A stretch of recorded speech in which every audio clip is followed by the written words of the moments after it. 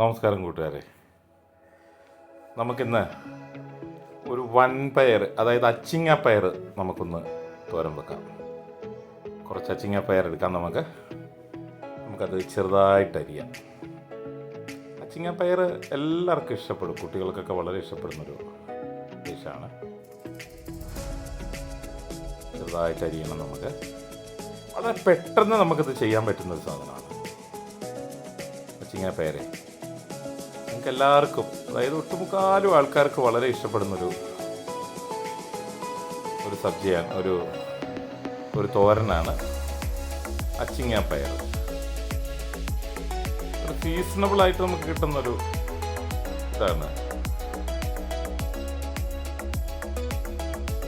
നിങ്ങൾക്ക് എല്ലാവർക്കും വളരെ ഇഷ്ടമാണെന്ന് എനിക്ക് തോന്നുന്നു. എല്ലാവർക്കും, ഒട്ടുമുക്കാലും ആൾക്കാർക്കൊക്കെ ഇത് നമുക്ക് പല രീതിയിൽ വെക്കാം. തോരൻ വെക്കാം, മെഴുക്കുവരട്ടി ഒക്കെ വെക്കാം. നല്ല സിമ്പിളായിട്ട് ചെയ്യാൻ പറ്റുന്ന 15 മിനിറ്റ് കൊണ്ട് നമുക്ക് പെട്ടെന്ന് ചെയ്യാൻ പറ്റും. ഇത് അരിയുന്നതിൻ്റെ താമസം മാത്രമേ ഉള്ളൂ.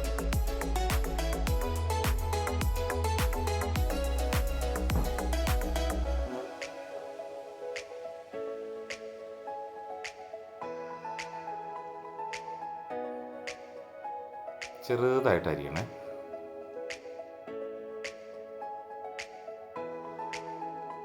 വളരെ ചെറുതായിട്ട്.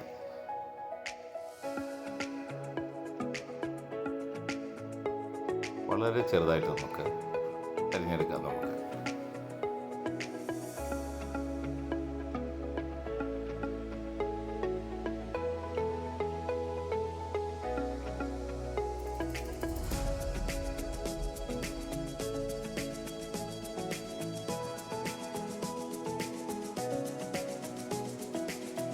വളരെ കുറച്ച് സാധനങ്ങൾ മതി നമുക്കിതിനകത്ത്. അതാണ് നമുക്ക് ഏറ്റവും ഇതിൻ്റെ ഒരു പ്രത്യേകത എന്ന് പറഞ്ഞു കഴിഞ്ഞിട്ടുണ്ടെങ്കിൽ, വളരെ കുറച്ച് സാധനങ്ങളായിരുന്നു. ഒരു കുറച്ച് ഇഞ്ചി, കുറച്ച് തേങ്ങ, 2-3 പച്ചമുളക്, ഇച്ചിരി ജീരകം, ഒരു കരിയാപ്പില, ഒരു ഉള്ളി. ഇത്രയും ചെറിയ സാധനങ്ങൾ മതി. അങ്ങനെ പെട്ടെന്ന് നമുക്ക് പറ്റുന്ന സാധനമാണ്. നമുക്ക് എല്ലാവരുടെയും വീടുകളിൽ അവൈലബിൾ ആയിട്ടുള്ള സാധനങ്ങളാണ് ഇതിന് വേണ്ടത്. അപ്പോൾ അതുകൊണ്ട് പെട്ടെന്ന് എല്ലാ വീടുകളിലും ചെയ്യുന്നതാണ് തോരൻ.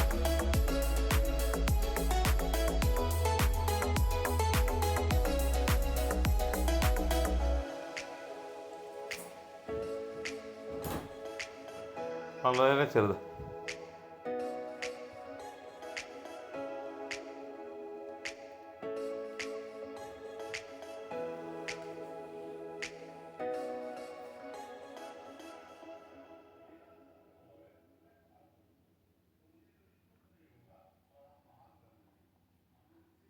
നമുക്കൊരു സവോള എടുത്തിട്ട്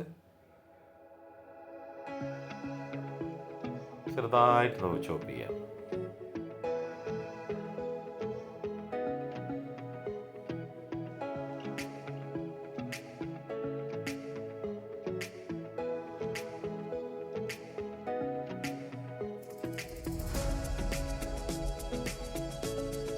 വളരെ ചെറുതായിട്ട്.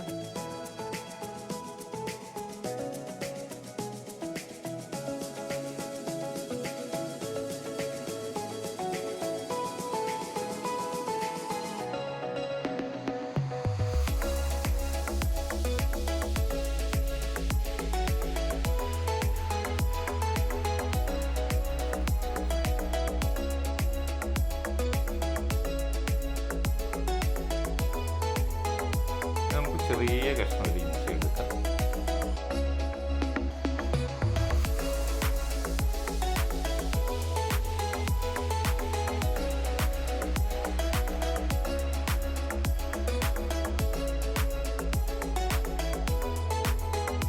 അത് നമുക്ക് ചെറുതായിട്ട് നമുക്ക് ചോപ്പ് ചെയ്യാം.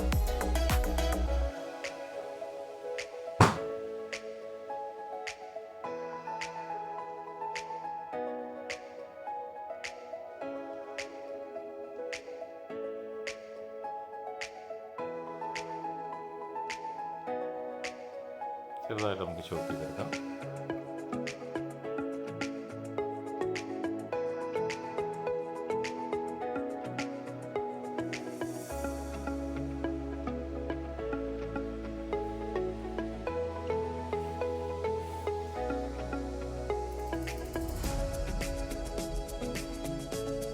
കുറച്ച് കരിയാപ്പിലയും മതി. നമുക്കതൊന്ന് കുറച്ച് എണ്ണയിൽ ഒഴിക്കുന്നു. എണ്ണ ചൂടായി കഴിഞ്ഞാൽ കടുകിടാം. പിന്നെ ഉള്ളിയും കരിയാപ്പിലയും, പിന്നെ നമുക്ക് ഇത്തിരി മഞ്ഞൾപ്പൊടിയും ഉപ്പും കുറച്ച് തേങ്ങയും, അതിനകത്ത് നമ്മൾ പച്ചമുളക് ഇട്ടിട്ടുണ്ട്. പച്ചമുളകും കുറച്ച് ജീരകവും ആഡ് ചെയ്തിട്ടുണ്ട്. ഓക്കെ,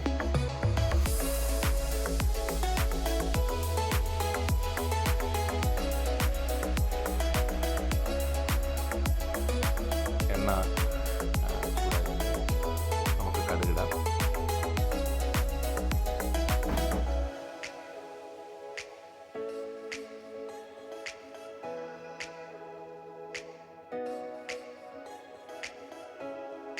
കുറച്ച് കരിയാപ്പില ഇടാം. നമുക്ക് ഉള്ളിയും ഇഞ്ചിയും ഒക്കെ നമുക്ക് ആഡ് ചെയ്യാം.